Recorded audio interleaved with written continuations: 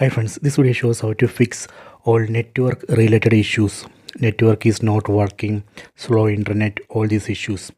Please don't forget to subscribe this channel. Please like and share the video. Go to settings, tap on the settings app icon. Go down, tap on system.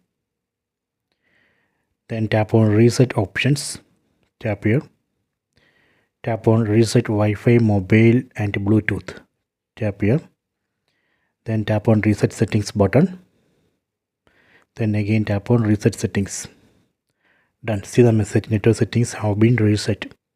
This reset operation is safe. It will not delete any data from your phone. It will not delete photos, videos, contacts, anything. It just reset only the network, Wi-Fi and Bluetooth settings.